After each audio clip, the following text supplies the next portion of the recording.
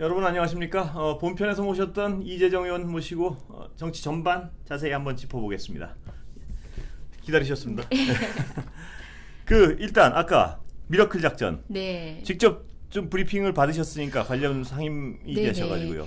그 상임위 위원 모두에게 브리핑하기에는 아무래도 보안 유지가 어렵다 보니까 이게 뭐 다른 기밀도 물론 뭐 보안 유지가 필요하지만 특히 안전에 대한 문제이기 때문에 이륙 순간까지는 안심할 수 없는 여러 상황들이 있었고, 그래서 당초는 이렇게 빨리 우리 대사관도 소개될지 몰랐거든요. 그러니까 거기서 나와야 될지 몰랐던 상황이었기 때문에 당초에는 뭐 제3 항공기를 통해 가지고 민항기로 하려는 계획부터 저희는 전에 들었었습니다. 저뿐만이 아니라 저는 여당 간사고요.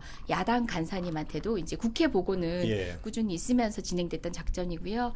그랬는데 갑자기 우리 대사님이 그곳에서 소개되는 과정에서도 굉장히 급박스러웠거든요. 본부라고 하는 우리 외교부와 회의 도중에 화상 영상으로 회의를 하고 있다가 갑자기 쪽지를 전해받으면서 생각보다 심각하다 뭐 이런 쪽지를 전해받으면서 갑자기 그곳에서 철수를 해야 되는 상황이 생겼고, 거의 5분 만에 정말 입은 옷 그대로 기밀 문서만 파기하고 그곳에서 소개해야 되는 상황이 벌어지면서 이 미라클 작전 자체도 굉장히 장담할 수 없는 사태로 흘러갔죠. 그래서 민항기를 지금 말씀하신 시점이 언제쯤인가요? 그게 대략? 그게 한 2주 전쯤 되지 않습니까? 제가 정확한 날짜를 기억을 못하겠습니다.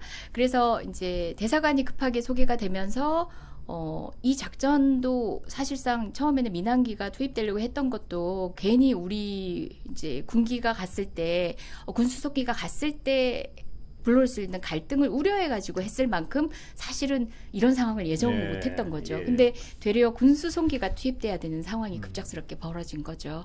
그리고 첫날 이제 비행기가 새벽에 뜹니다 하고 전화가 왔어요. 근데 제가 뭐 군 관계자도 아니고 경험들도 없지만 사실상 뭐 전쟁이나 다름없는 어떤 일촉즉발의 상황을 미리 예측할 수 없는 그런 곳에 또 우리 군 장병들 그리고 또 외교부 직원들이 들어갔다는 얘기를 들으니까 저도 잠이 안 오더라고요. 그래서 실시간 보고를 이제 작전 수행에 차질이 없는 범위 내에서 저희가 보고를 받았는데, 당시에 아마 우리 상임위가 열렸던 날인 것 같습니다. 상임위가 열렸던 날이 처음 비행기가 뜨고 당일 날인데요. 이슬라마바드에 우리 군용기들이 다 가 있고 공항에 도착하는 인원들을 이제 실시간으로 보고를 해오고 있었는데, 저희 여야 간사님이 계시고 우리 장관 차관님이 계신 자리에서 이제 다른 이야기를 나누고 있었는데 현지에서 그 사진이 한 장이 올라온 거예요. 가족들이 도착했답니다. 이러는데 그 사진을 제가 언뜻 살짝 보는데 겨우 6명 한 가족이 도착했던 거죠. 다른 분들 370여 명이 아니고요. 겨우 그 당일날 당초에 몇 단계의 작전이 수행되기로 돼 있었고 1착한 분들을 이제 첫 번째 군용기가 이슬라마바드에서 카불로 가서 모시고 와야 되는데 6명밖에 안 됐던 상황이라 그러니까 정말 찹찹해지는 거죠. 그로부터 불과 며칠 전이 독일하고 벨기에가 뭐 10명 남짓 그다음에 또 빈손으로 돌아왔었거든요. 그래서 우리도 그와 같은 상황이 되나 하고 걱정을 하던 차에 그날 저녁 기준으로 이제 언론에 알려진 것처럼 26명이 겨우 들어왔던 상황이 됐었던 거죠. 그 이후의 상황도 계속 네. 그리고 그 소위 이제 검문소에 버스가 걸려 있다. 탈레반 검문소에 걸려 있다라고 해서 모두 못 들어오고 있다라는 얘기를 이제 들었던 거죠. 그때는 위태위태했군요. 그때는 이제 미군하고 이제 협상을 벌이고 있는 상황이라고 해서 상황을 예의주시하면서 여튼 뭐 탈레반하고의 관계가 또 탈레반이 공표한 입장들도 시시각각 바뀌는 상황들이었거든요. 미군 철군과 관련해서도 그렇고 이제 국제사회를 향한 메시지들도 그렇고 이게 어디로 튈지 모르는 상황에 대해서 계속 저도 조바심 내면서 보고 있었습니다. 근데 저는 누구보다 제가 외통위 간사여서가 아니라 우리 외교부 직원들 정말 함께 근무했던 그 동료와 약속을 지킬 수 있어서 좋다고 그렇게 웃었던 외교부 직원들과 군 장병 여러분들 정말 고생하셨다는 얘기 하고 싶습니다. 아까 조혜진 의원님 모셨을 때도 두 분 모시고 오랜만에 제가 아까도 얘기했지만 정말 오랜만에 여야가 입을 모아 어떤 잘된 일이라고 말씀하시니까 이런 이런 걸 듣는 게 참 기분이 좋구나 이런 생각이 들더라고요. 이견 없이 이렇게 어떤 칭찬할 수 있는 국가적 일이 있다는 거, 이건 뭐 기분 누가 들어도 기분 좋은 일이더라고요. 그다음에 외국 언론도 뭐 이 의원님이 더 잘 들으셨겠지만 굉장히 어떤 우리의 조치에 대해서 평가하고 있고요. 네, 지금 이제 관계 당국들, 이제 아프간에 파견을 했거나 어떤 방식으로도 관여했던 여러 국가들의 소위 뭐 그 관련 부처의 차관급에서 소위 온라인 회의를 거의 뭐 매일 하다시피 합니다. 네. 그 가운데에서도 우리 정부가 사전에 그 인원들에 대해서 미리 여행 증명서를 발부한다든지 신원에 대해서 확보한 다음에 다음 프로세스를 위한 재반의 준비를 가장 철저하게 했던 케이스라고 하더라고요. 그래서 모범내다라고 얘기도 했고요.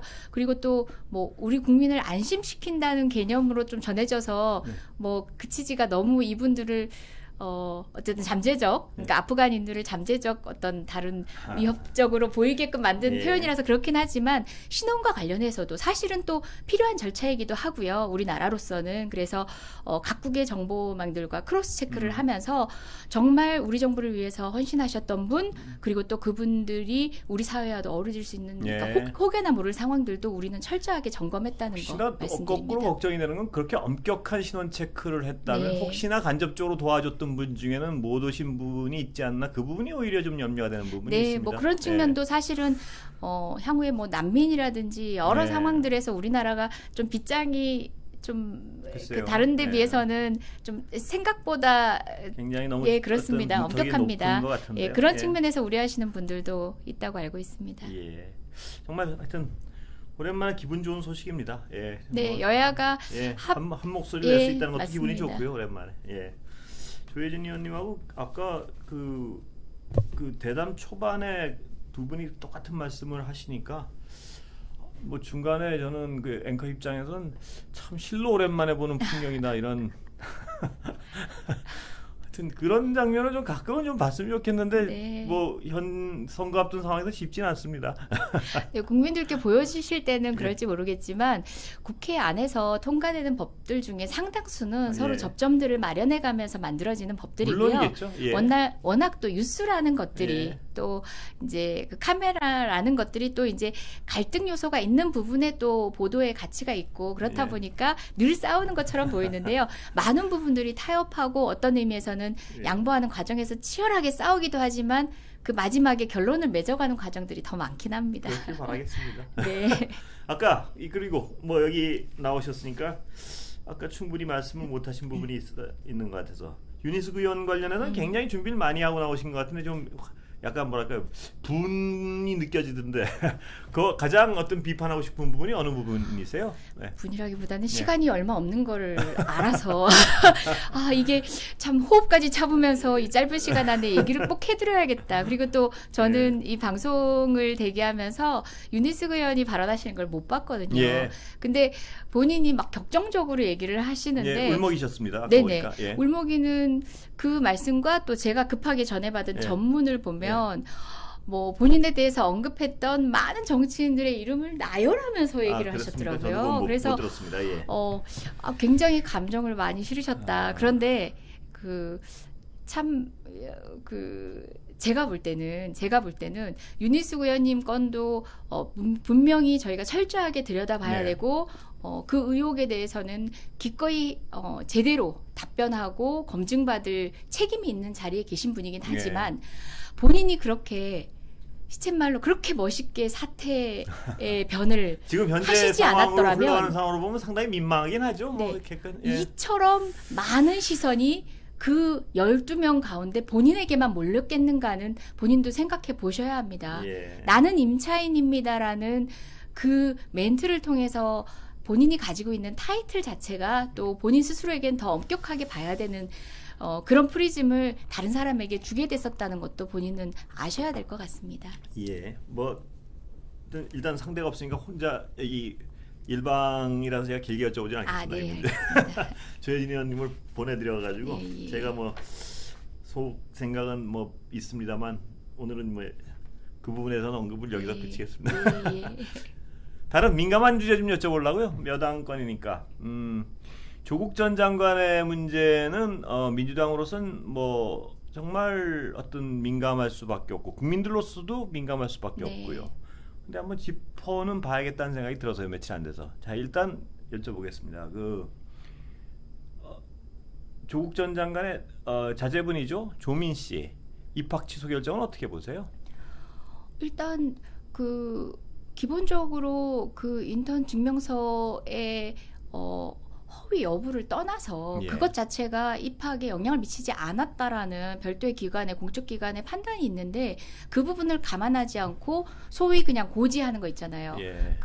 정말 우리가 제품 먹을 걸 사도 예. 당연히 있는 이제 붙박이 그런 고지 같은 예. 그 조항만 들어가지고 여기에 허위 사실이 있을 때는 입학을 취소합니다라는 그 고지를 기계적으로만 해석해서 적용했다는 게 조금 납득이 되지 않고요. 예. 사실은 우리가 언제 이렇게 인턴 증명서에 하나하나까지 한 줄 한 줄 뜯어가면서 압수수색이 들어가고 했었는지 예. 생각해보면 지금 수많은 인턴 증명서들이 그리고 또 그것들을 제출했던 많은 사람들이 떨고 있겠다. 예. 물론 그것 자체가 완전히 공적인 증명서가 아니라 할지라도 거짓이 있어서는 안 됐었겠죠. 네. 하지만 예. 검찰 수사권이 발동해야 될 만큼의 문제였냐라는 거죠. 예. 저도 한번 점검을 해보게 됩니다. 제가 우리 사무실에 다녀간 인턴들과 관련해서 혹여 놓쳤던 한 줄은 없을지 등등 점검을 해보게 되는데 그렇게 따지면 모든 것들이 이제 시효도 달리 봐야 되고 그렇지 않나라는 생각이 들면서 제가 지난 20대 국회 때 가장 문제 삼았던 게 뭐냐면 황교안 전 총리 당시 당대표였나요? 어떤 직함을 갖고 계셨는지 모르겠는데 뭐 아드님 같은 경우도 그 법원 도서관에서 인턴을 했고요. 예. 뭐 등등 그런 상황에 대해서 제가 몇 가지를 추적하면서 지적을 했던 적이 있는데 뿐만 아니라 황교안 총리의 딸과 아들이 공이 같이 장관상을 보건복지부 장관상을 받는데 그것도 그간에는 굉장한 경력자들 복지 분야에서 열심히 투신했던 경력자들이나 그런 분들이 받는 데 비해서 장애인과 함께하는 사람들이라는 어떤 사이트를 운영했다는 것만으로도 예. 그 형제가 동시에 상을 받는 이례적인 상황들이 벌어졌고 장관상이라는 것은 지금의 입시 체제에서는 정말 예. 당연히 고려될 수밖에 없는 것들인데요. 그런 문제에 대해서 아무도 지금처럼 주목하지 않았단 말입니다. 그 문제들 다시 한번 끄집어낼 필요 있다고 생각하고 저는 어디까지 우리가 공직자의 검증으로 마땅한지에 대해서 저는 공론회장에서 얘기를 해봤으면 그 좋겠습니다. 부분을 제가 한번 일단은 변호사시니까 제가 하나 좀 여쭤볼게요. 그 정경심 교수에 대한 판단에서 업무방해죄를 적용해서 유죄를 내리지 않았습니까? 근데 이 부산대학교는 자신들 자체 판단으로는 당락에 영향을 미치지 않았다고 했습니다. 근데 이건 논리적으로 좀 상충되는 거 아닌가요? 그거는 법리적으로 예. 조금 애매한 예. 지점들이 있는데요. 이제 뭐 방해를 실질적으로 받았는지 안 예. 받았는지를 떠나가지고 예. 이제 뭐 범죄 성립은 별도로 판단을 하는 예. 건데 그걸 다 떠나서 어쨌든 간에 참 궁색한 법리, 좀 무리한 법리로 여기까지 온 겁니다. 그리고 또 하나가 만약에 당락에 영향을 미치지 않았다 그렇게 분명히 못을 박을 정도로 당락에 영향을 미치지 않았다면 그 조민이란 젊은이는 자기 실력으로 일단 들어간 거라는 얘기 아니겠습니까? 네. 그리고 의사를 땄다는 얘기인데 이게 정치를 떠나서 정말 좀 너무 잔인하지 않은가? 뭐냐면 한 가혹하죠. 청년이 자기 실력으로 했다는 건 인정한 거 아닙니까? 그러니까 자기 실력으로 의사까지 됐는데 그 서류상의 하나의 하자로 그 10년 세월의 노력을 무효화시키겠다. 글쎄요, 이게 상식적인 어떤 그 서류의 하자가 있었다 치더라도 이게 어떤 그 형벌의 어떤 형평성에 맞는 건가요? 저는 그런 생각은 들더라고요. 네, 물론 그 입학 취소와 관련해서는 지금 이제 다툼의 여지가 다툼의 있고 여지가 절차를 있으니까요. 지금 통해서 아마 부산대 다퉈갈 행위가 겁니다. 네.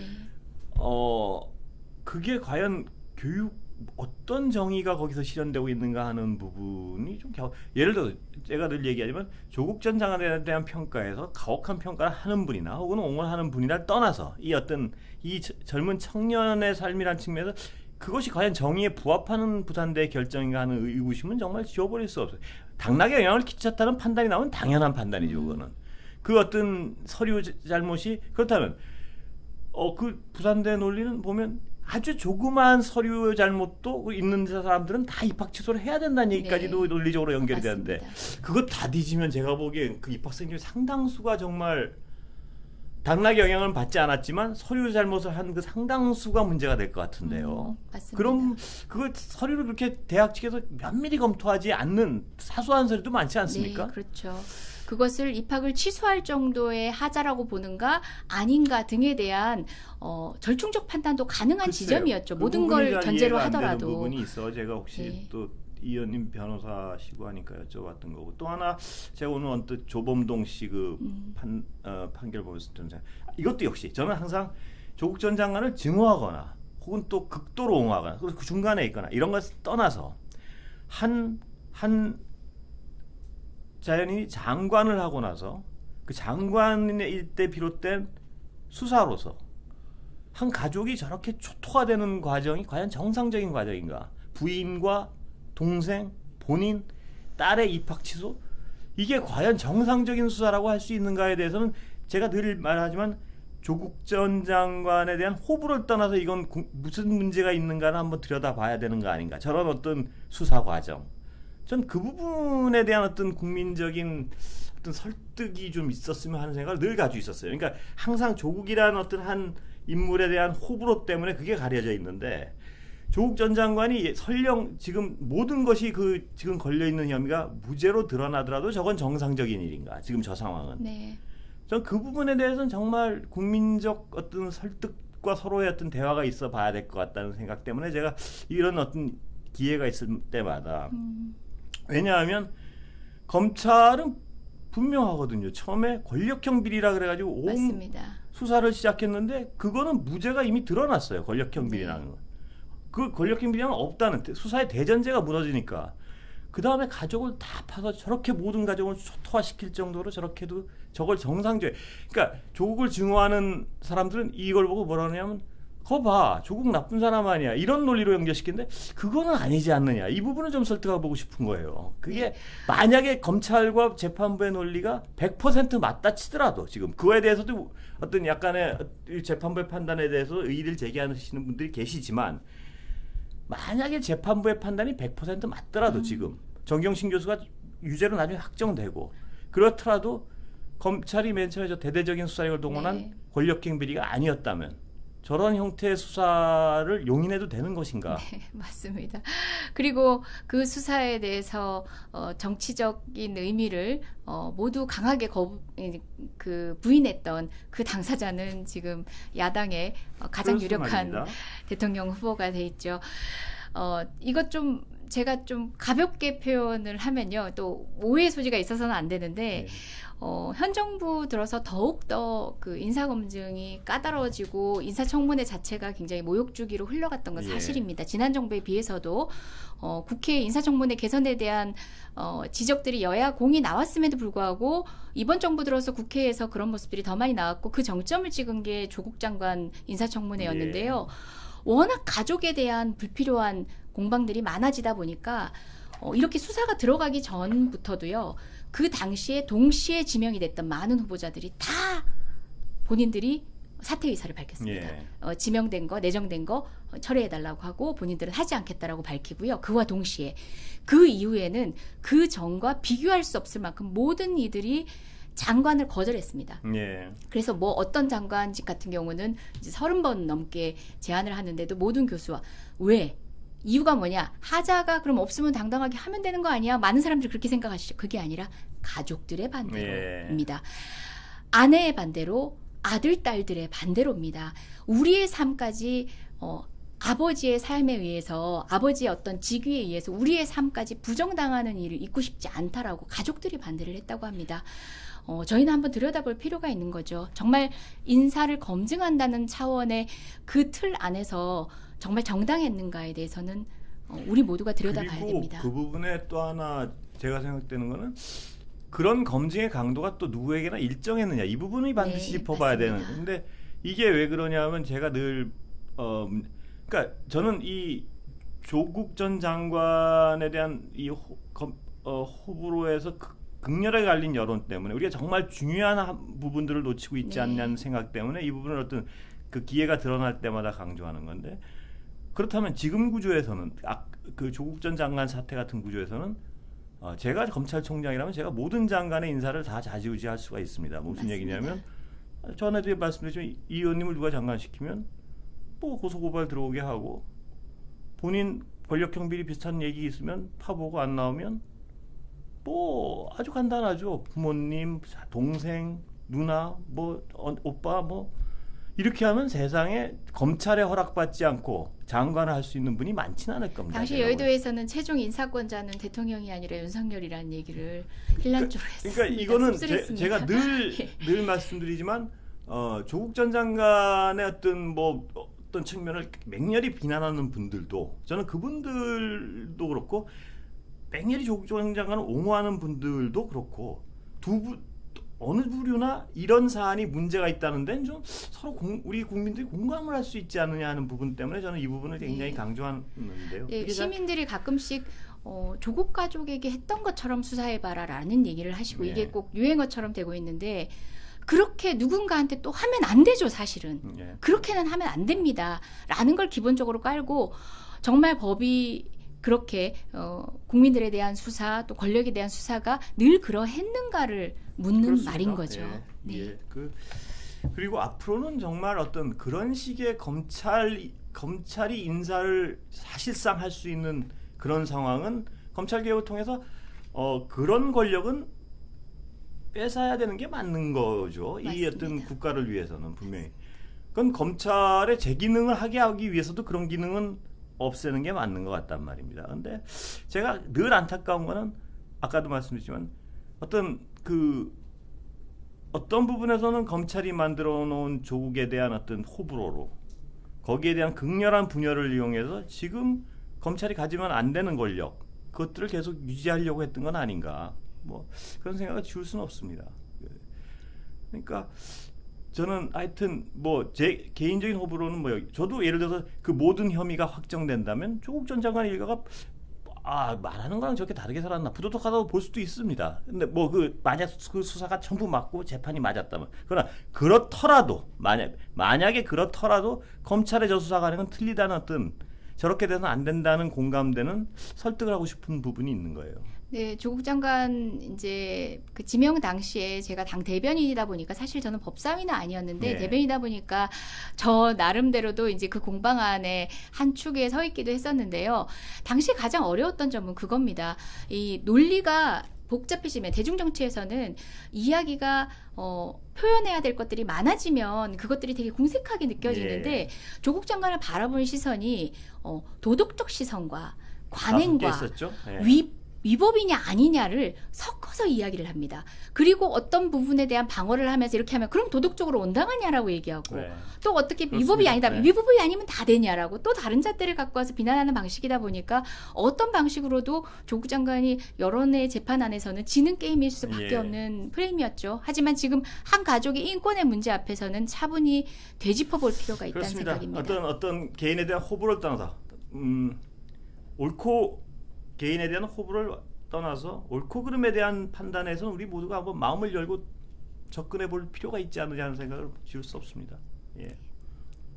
뭐 근데 이 의원님 뵙는 날은 제가 참 반가운 게 금요일이라서요. 내일 놀 수 있다는 것 때문에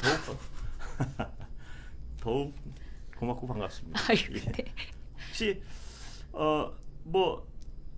그 외교부 관련해서 혹시 뭐 더 약간 추가하실 말씀 있으면 하시고 오늘 정리하겠습니다. 네, 늘 이제 외교부 공무원 하면은 제가 한 번만 더 우리 공무원분들 그래도 칭찬을 해드리고 싶어요.